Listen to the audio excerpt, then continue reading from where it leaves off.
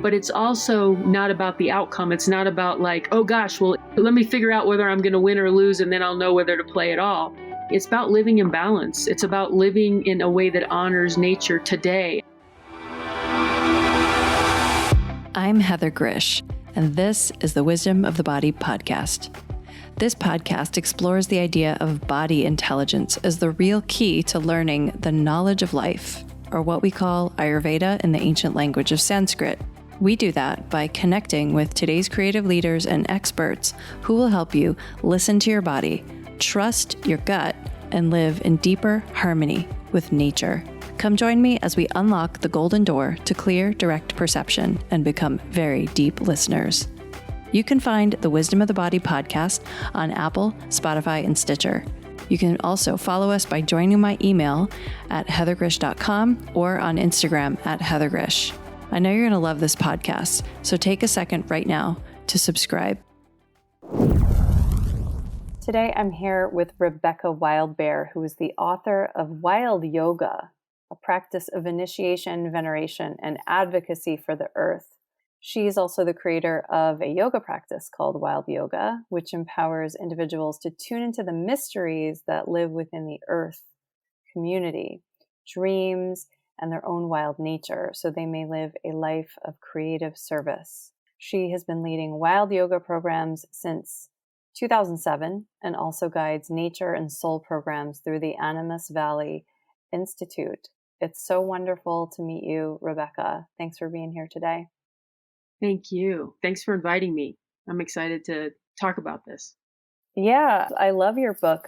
I'm excited to talk with you about it and the work that you've been doing. Your work really resonates with me. But let's just sort of get right into it, this topic of wild yoga. And, you write a lot about ecological revolution and yoga. Why include those two together? Why are they related? Well, I took a much larger view of yoga than the mainstream culture presently takes.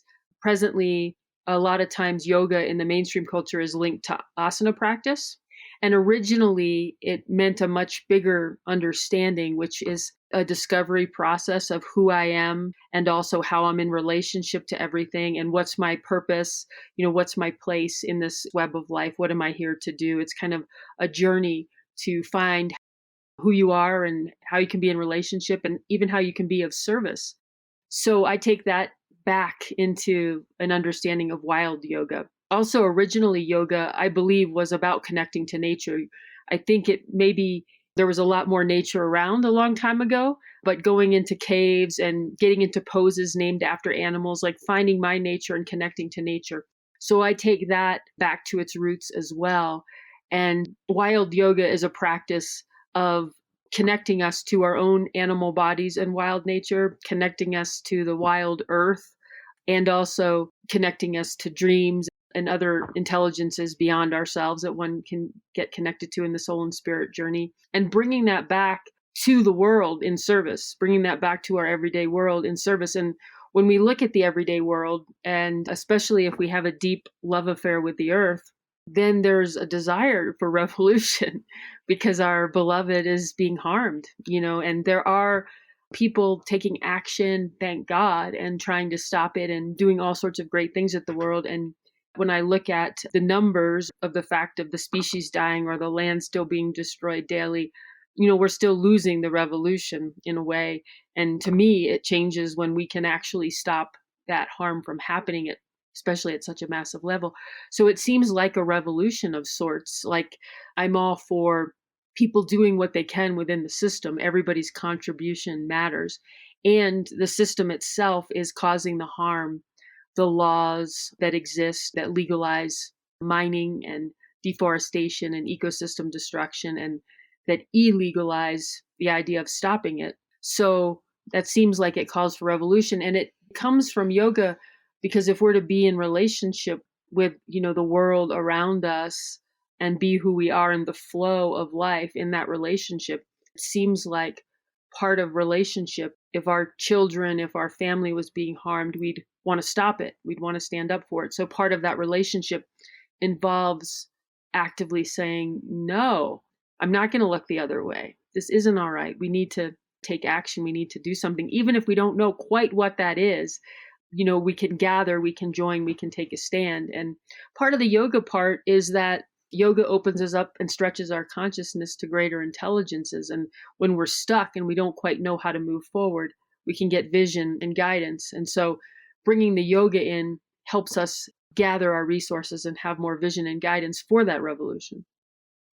Well, this is not a light topic at all. I have had a few conversations of down this pathway on the podcast. So I will say that prior to this interview, I've done a lot of reflecting and I'm like, oh my God. I know I'm going to have a very deep experience in this conversation because the topic is very heavy for a lot of people. And I love that the topic of the nature part, obviously, right? And what's happening with nature. Yoga is yoga, right? Yoga is going to connect us with this. Yoga is going to connect, but it's what do you see once you do the yoga? What is there? And so it doesn't feel like the yoga part is heavy, but I know that when you do start to wake up as an individual and you're connected back with your senses and you're connected back with the earth and your own body's connection to it, you see what's happening. And I guess, that's one of the things that baffles me so much about how so many people have so many different perceptions about what's happening, with climate change, with plastics, with everything going on in the environment. It's so fascinating that we have certain people that can see things and other people that don't. And so what do you think is what's the basic human problem that's happening here that makes it so that some of us see these things and others don't? Yeah, I think there's probably several factors, but one of the core central primary ones that I write about is what I might call our perceptive disorder, or, it could be considered a perceptive disorder. For most of the time, humans have been on the planet. They saw nature as an alive, sentient being that they could have a relationship with. And in the last, several hundreds of years, more and more, we've moved quite far away from that to where am I saying something like the earth is sentient or we can have a conversation with the earth in our culture today is kind of deemed out there or questionable or really strange. If the humans, 1,000 years ago were to come and listen, they wouldn't think it was strange. They would probably think the opposite, that thinking that nature is a commodity that we can just, use for our purposes, that they would find that really strange. So, you might call it a perceptive misalignment or problem. But, psychological studies have shown when you grow up in a culture that believes something, whether it's true or not, you tend to believe whatever your culture teaches you, and you tend to see within the limits of what your culture tells you is possible to see or not see.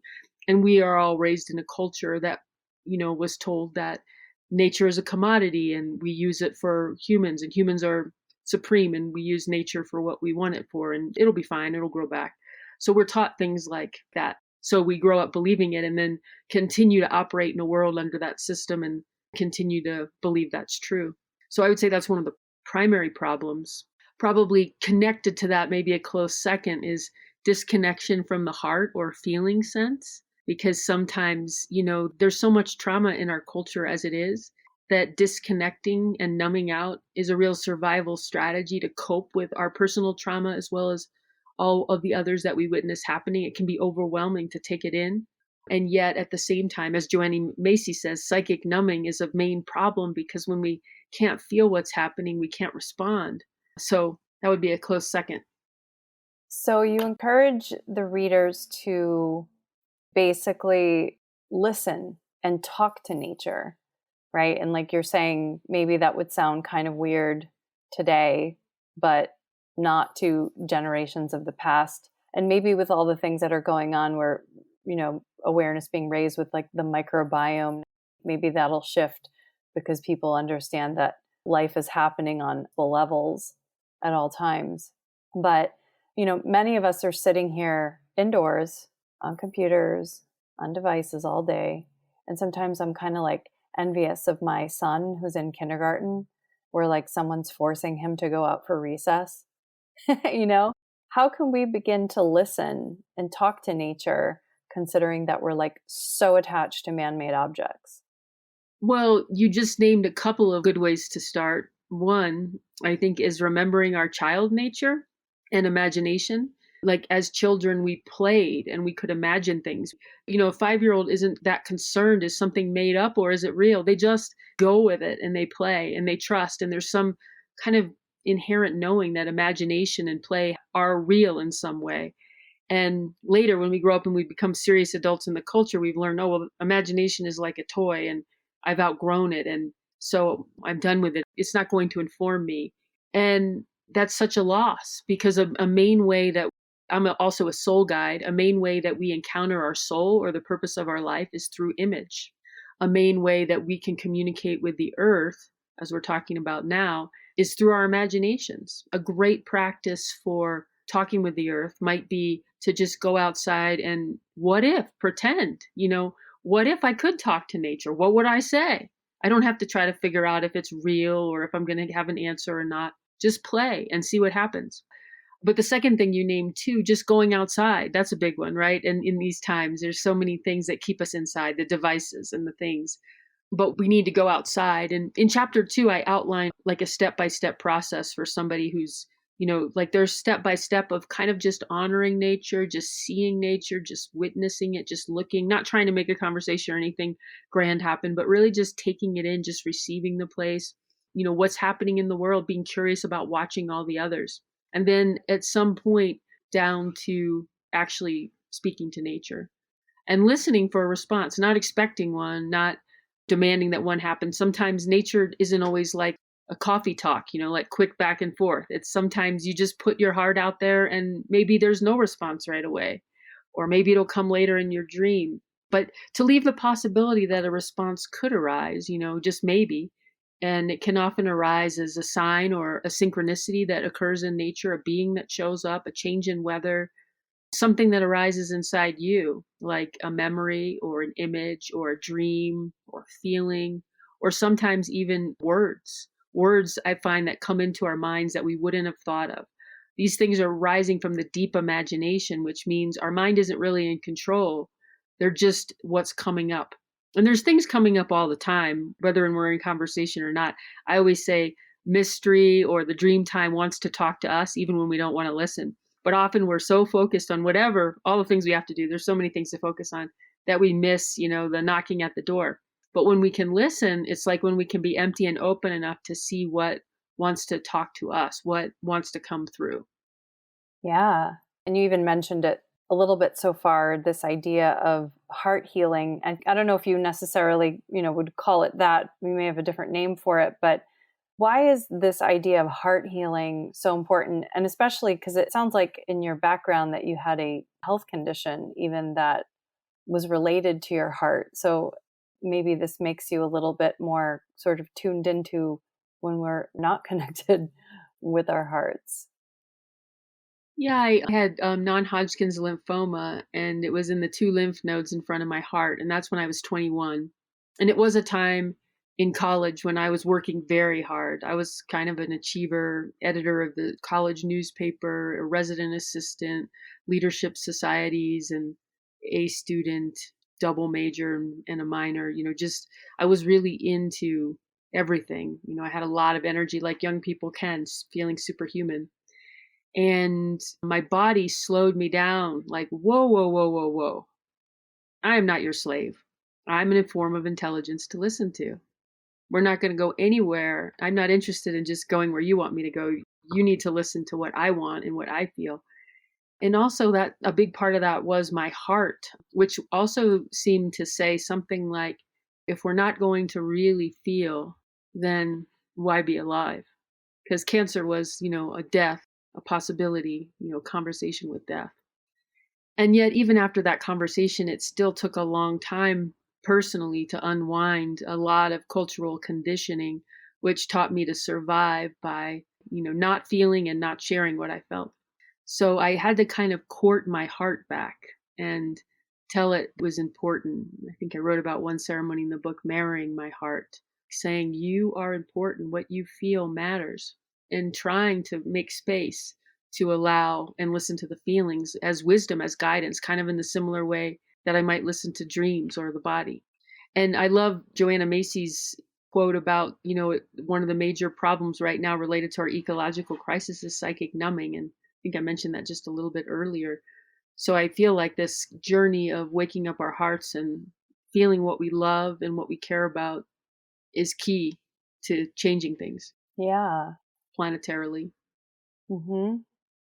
Yeah. And it's interesting. It's like, I think once we realize, well, I would imagine, because I haven't gone through cancer, but cancer treatment, I would imagine that going through something like that would also teach you just how precious the material world is in some way, whether that's your body or river or a rock or whatever, I mean, just to be able to experience it. I think anybody who's like, we're all going to die someday, right? We know that we're all going to die.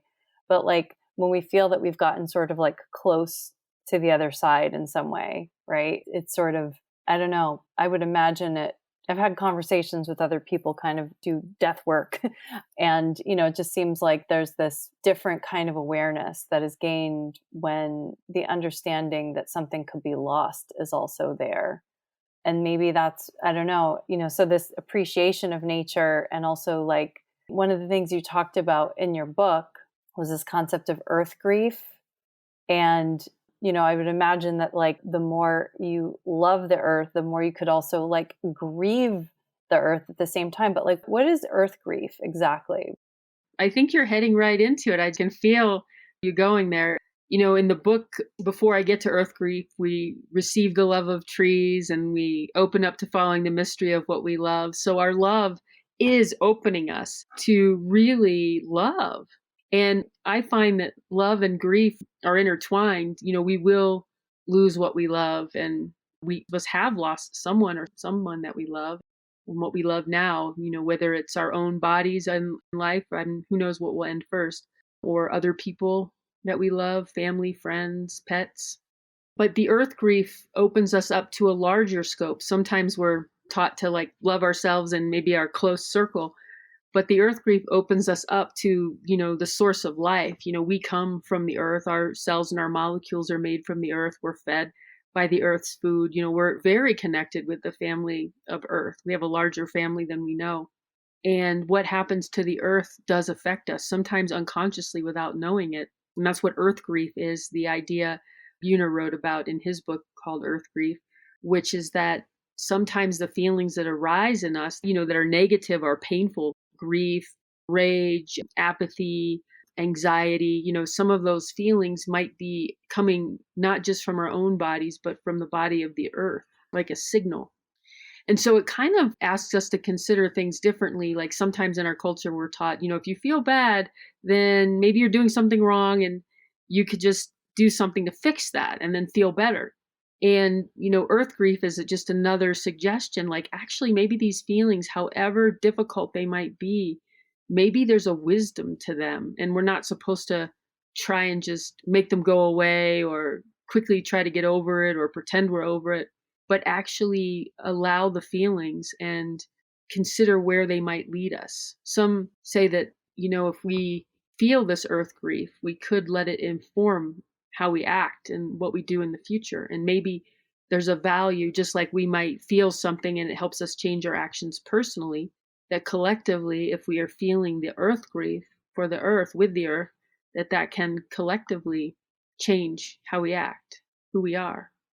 And there can even be visions and dreams and possibilities that arise. Grief itself, the feelings, can be like a portal showing us other things, opening other things to us. It can get pretty deep. I mean, it's so interesting because in Ayurveda, the earth element, that's what we talk about when someone is grieving, because attachment has also to do with the earth element. And so you get more attached to things that are of the earth element, I should say. And so we experience that more like through our bodies, right? So we have more of an experience of our bodies, but we don't pay attention to that because we're typically out in the sensory world somewhere. But the world that we're talking about, I think the natural world versus the Netflix world versus, it's literally like we have multiple dimensions, even just every day in our day-to-day life. We have the machines that have been built, we have the houses that were built, all the man-made things, right? And then we have the things that nature, that which is bigger than us, has created.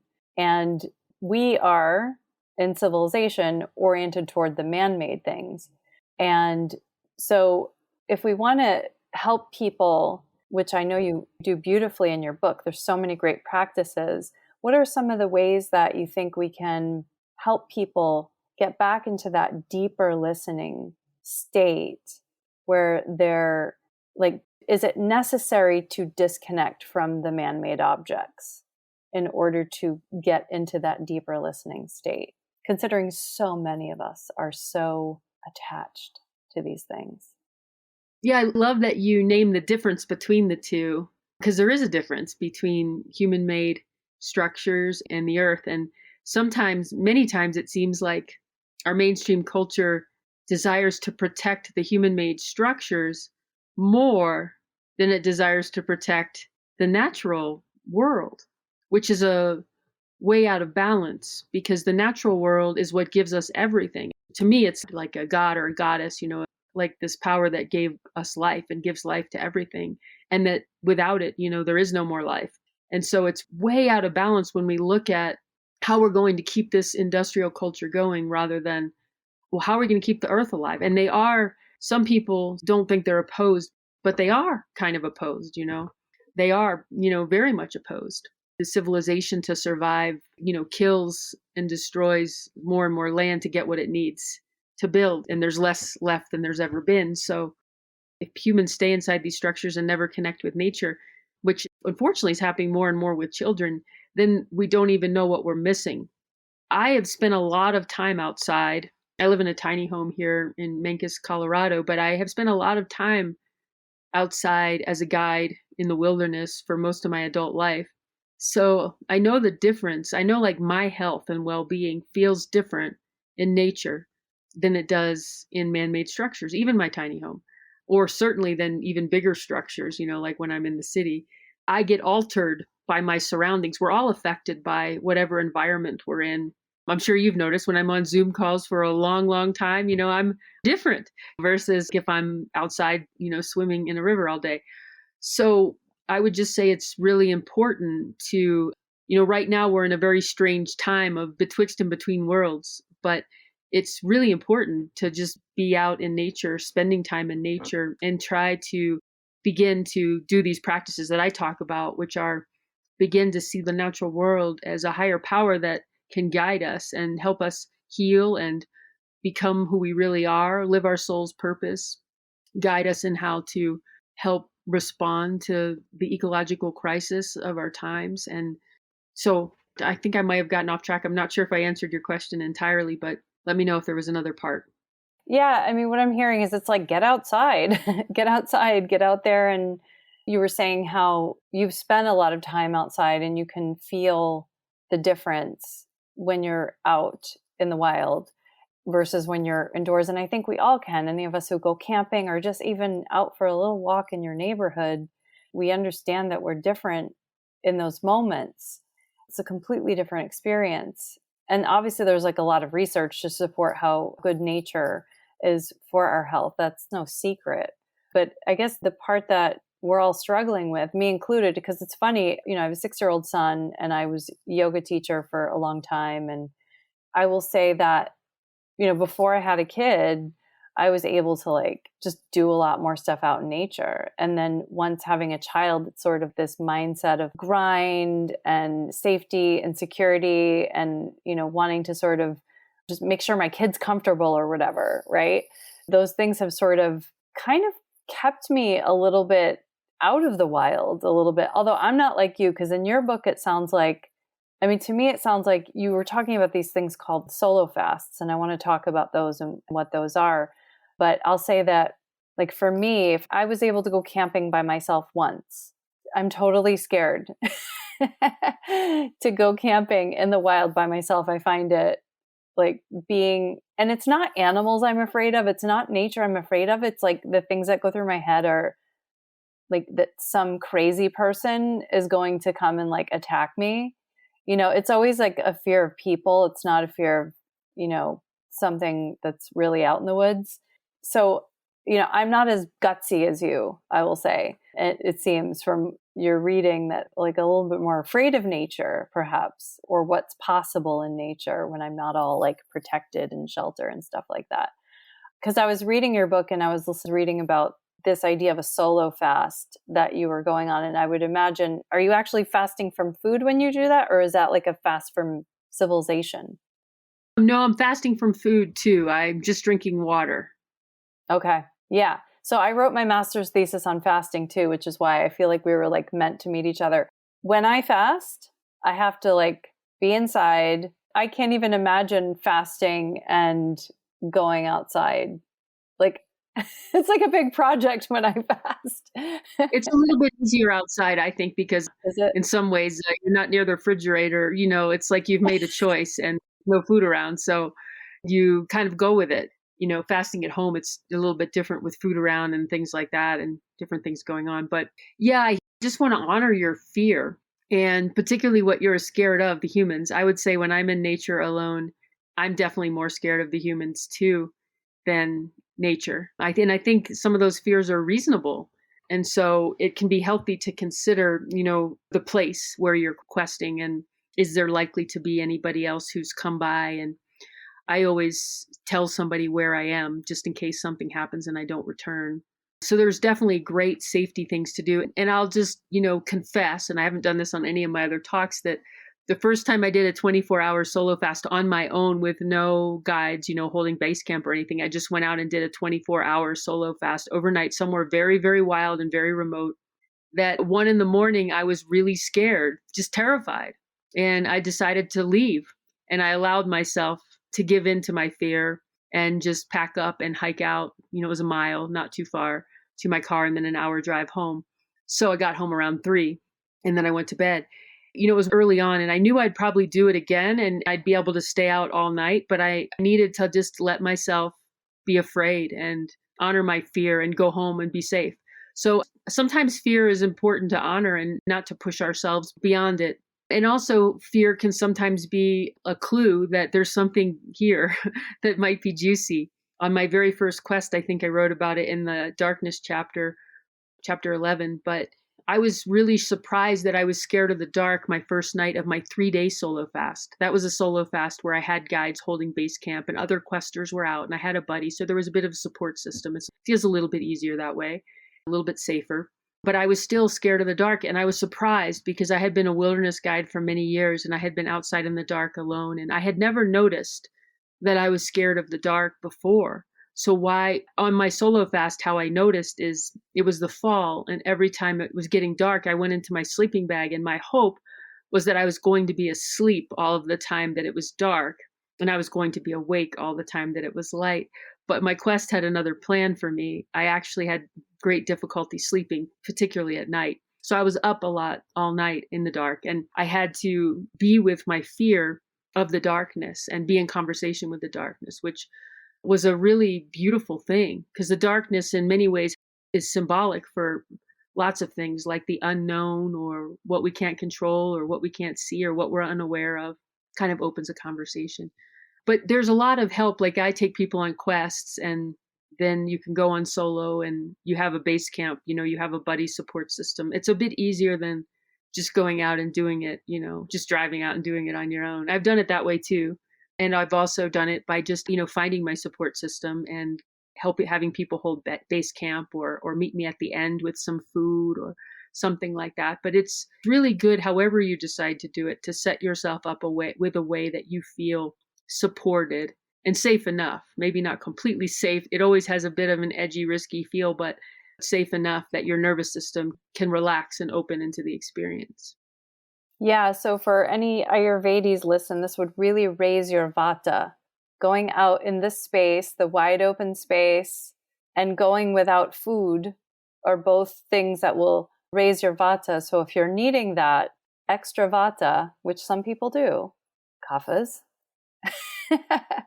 then, I'm like seriously getting anxiety listening to this because the one time I did do, an overnight camping trip by myself, I was literally behind a building, probably about 40 yards behind a building that a bunch of my classmates in Ayurveda school were sleeping in. And one of my friends also camped outside with me the same night. So he got a tent that was maybe, I don't know, 30 feet away from my tent. And so I had sort of a buddy, and I was so scared, even with people so close, being out in the dark like that. And so that's why, like, when I hear you talk about this, I'm like, wow, you are super brave. And maybe it doesn't feel that way to you, but for me, like, it really feels like you're so brave. And imagine, like what life was like before we had houses. We've gotten so used to things being so comfortable that just one small little touch of nature can frighten us. Imagine that.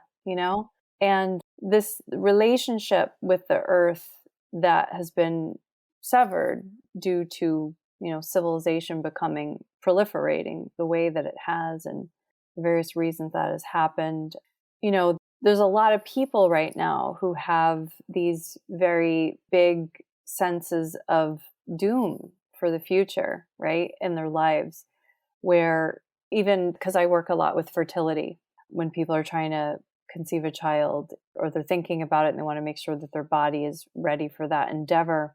And there was a research study done by Pew in 2021 that discussed, the reasons why people don't want to have kids, or that they believe that they won't have children. And like one of the top reasons is the environment, fear of climate change and things like that, because people have come under the assumption that, well, the world's not going to be fit for a child. Why? Actually, people think it's cruel to bring a child into the world with the state that it's in, for the people who feel this way, because I've talked to quite a few people about it. So when I saw that this study validated what I've been hearing people say in my practice for years, that it's so sad to me, because it's this concern about the environment that's making them not want to reproduce, which is also this very basic primal thing that, our animal bodies are sort of like, hey, slam dunk, I know how to do this thing that we've sort of trained ourselves out of as well. So this is a heavy topic for a lot of people. You talked a lot about, the trees and how we can connect back with the trees. You talked a lot about the forests and how we can be closer to them and protect them. Also, you've touched upon this idea of mystery and dreams. Can we talk a little bit about that? Because I think that a lot of people listening to this are interested in reconnecting with divine feminine, with the divine mystery. So could you talk a little bit about the ways that people might be able to do that? Yeah, well, I'm going to start. You've named three great things: the birthing and the trees and the mysteries. And I think they're all related. So I'm going to just start with, I just want to honor you. I know some of that, your work about birthing, and you're a mother, and I'm not a mother. And if we speak of courage, and risk and danger, carrying a human and having it come out of your body and birthing it and then raising it sure seems a little bit terrifying to me. It's not something I've ever done. And it also seems fraught with love, like the trees, and community. And like you said, like it's part of our wild nature. It's a natural event. It's like human wildness. What's more wild than actually giving birth? Some people call that an initiation for women. And then it's just full of mystery. I mean, a woman's womb is darkness that births new life. In many ways, the darkness of the mystery that we might step into, where we listen for visions to arise, visions to be birthed through us, psychically in our imagination, is a way we're in connection with mystery. So there's a very big, to me, relationship there. The womb is a place of mystery. How does something so miraculous happen, in this time that this new life is born, and also, like, it can be easy to discount it, whether it's a woman's womb or whether it's darkness, that the visions and the possibilities that can emerge, that there's a larger reality, that we're in a womb of sorts, in a larger reality being birthed by greater powers that we might listen to, that maybe want to help us and nurture us. Whether it's the trees that want to hold us, to me, trees are so wise and really teachers of love and community. When I haven't been able to love myself, that's what I wrote about. The trees taught me how to love myself and how to love what love really is. And, the mystery is connected to darkness, like the darkness of a womb. I love the scientific numbers when they say science can only name 5% of reality, and 95% of reality is dark matter or dark energy. In other words, it's an acknowledgement that there's something out there, some kind of something, that some kind of life force, but we don't know what it is. It's darkness. In other words, I can't quantify it. I can't give it a name.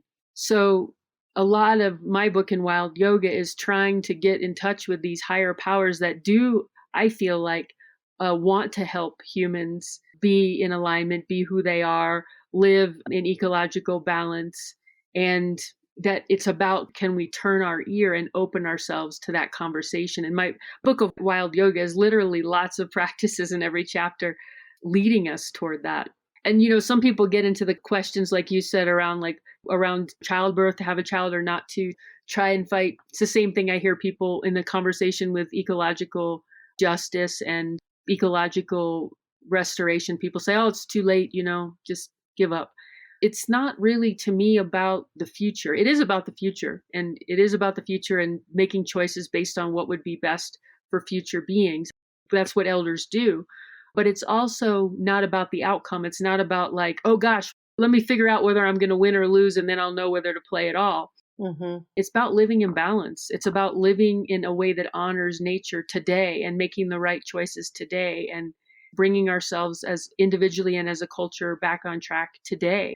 And then, who knows? I mean, we can't say, we're not predictors of the future. There's all sorts of things that can happen or not happen, and we can't say. So, the future is a mystery, literally. We don't know it. We can't say for sure. Statistics that are looking pretty grim, and I think it's useful to take those into consideration for sure. But it's not certainly a reason to give up and say, oh, well, then how I live today doesn't matter. Because how I live today does matter. It's about today. It's about my relationship with everything, which is what yoga is, my relationship with my body and everything, with mystery. To me, your book is like a big, long workshop that you'd take at Esalen, in Big Sur. There's a lot of practices that people can do at home, yoga, journaling, a lot of nature immersion. One of the things I really liked about your book is all the very deeply personal stories that you included in the book, including your experience going through cancer treatment at such a young age and how that really, shaped your life. So the book is quite lovely. Thank you so much for sharing it. And final question today for you. Okay. What does the wisdom of the body mean to you? Well, to me, the body is a wild creature. And just like trees or the earth, it has an intelligence of our own that's connected to the mind, but also it's of its own, not of the mind.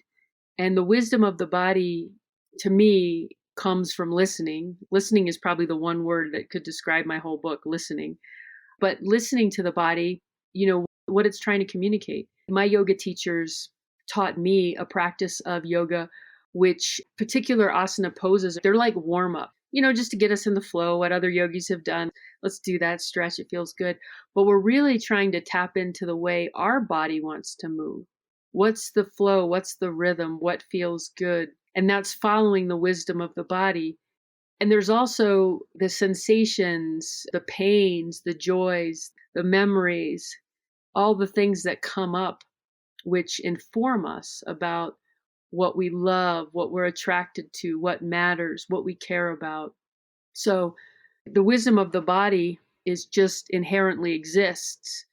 And the question I might say is, do we have the wisdom to listen? Very good. Thank you so much for being with me today. It's been wonderful connecting with you. Thank you so much. It's been great. I really enjoyed our conversation. Me too. If you are embarking on a fertility journey and are ready to have your mind blown about what your body is really capable of and how it's impacted by the environment, then check out my book, The Ayurvedic Guide to Fertility. You can actually download the introduction to the book for free on my website at heathergrzych.com. That's Heather, GRZYCH.com.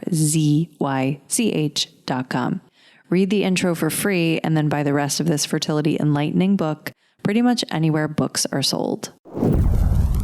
I want to thank you for listening to this show. It brings me great pleasure to provide this content to you. I also want to let you know that I'll be making some very amazing announcements soon. And if you're not already on my email list, then I encourage you to go over to my website and subscribe to my email list so that I can keep you informed about these announcements that are going to be coming up very soon. So my website is heathergrzych.com. That's Heather, GRZYCH.com. And I look forward to getting these important announcements to you very soon and connecting. Thank you for tuning in and dropping in with us today. Don't forget to subscribe, rate, and review this podcast. I really want to hear your feedback. To learn more about my work, visit heathergrzych.com. That's Heather, GRZYCH.com. And meet me here next time on The Wisdom of the Body.